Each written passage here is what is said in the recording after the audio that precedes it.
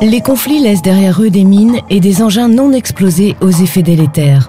Or, déterminer leur emplacement précis n'est pas toujours facile. Pour lever cette incertitude, il est essentiel d'étudier les zones susceptibles d'être contaminées par des engins explosifs. On s'assure ainsi que les opérations de dépollution seront menées au bon endroit, ce qui permettra de restituer les terres à la population de manière sûre et efficace. La remise à disposition des terres englobe l'ensemble du processus d'enquête et de dépollution. L'enquête non technique, ou ENT, sert de fondement à ce processus. Il s'agit dans un premier temps de recueillir des preuves de la présence d'engins explosifs sans pénétrer physiquement à l'intérieur des zones suspectes. Ces données sont ensuite analysées en profondeur et consignées de façon à ce que, le cas échéant, un plan de déminage puisse être établi. En cas d'obtention de nouvelles données, il conviendra de mener une nouvelle enquête pour corriger et mettre à jour ce plan. Lorsque l'enquête non technique est réalisée de manière professionnelle, l'enquête technique et les opérations de dépollution sont mieux ciblées. On répond plus efficacement aux besoins des communautés touchées et on économise du temps et de l'argent. Une ENT menée de manière appropriée est gage d'une remise à disposition des terres parfaitement ciblée.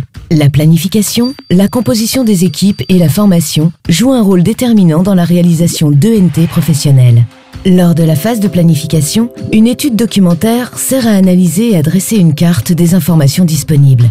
Elle permettra par la suite d'orienter et d'appuyer les activités de l'équipe sur le terrain. Pour être efficaces, les équipes chargées des enquêtes doivent être variées. L'âge, le sexe, l'appartenance ethnique et la langue font partie des paramètres à prendre en considération au moment de décider de la composition d'une équipe.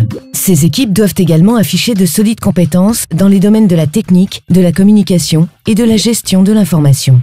Elles doivent connaître le contexte culturel, l'historique du conflit, les types d'engins utilisés et savoir quel type d'indices rechercher. Avant de se rendre sur le terrain, les équipes doivent suivre une formation et bien comprendre le plan de travail. Conformément à ce plan, des réunions préalables sont organisées afin d'identifier et de prendre contact avec des informateurs clés, par exemple des responsables communautaires, des utilisateurs de terres ou d'anciens combattants. Il importe également de s'adresser à des groupes ou des individus marginalisés de façon à ne négliger aucun indice. Les communautés touchées sont consultées pendant toute la durée du processus d'enquête. Sans se mettre en danger, l'équipe chargée de l'enquête se rend à proximité des zones contaminées, accompagnée de ses informateurs. Elle s'appuie sur ces visites et sur d'autres informations pour tenter de définir le type et le lieu de la contamination, de façon à pouvoir cartographier avec précision l'emplacement des indices et des zones dangereuses. De nouvelles enquêtes sont réalisées pour mettre à jour et corriger les résultats de précédentes enquêtes.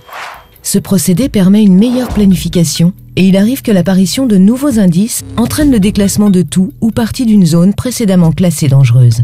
Il convient également de recueillir des données socio-économiques auprès des communautés afin de pouvoir définir les activités prioritaires.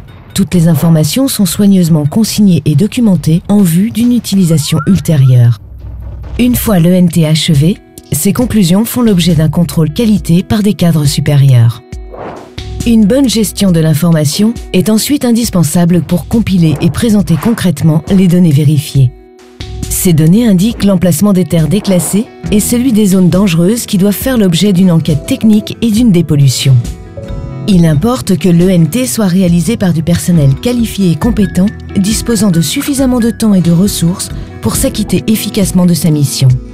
Menée de manière appropriée, l'ENT garantit que seules les zones contaminées seront dépolluées. Une ENT appropriée est gage d'une restitution des terres mieux ciblée.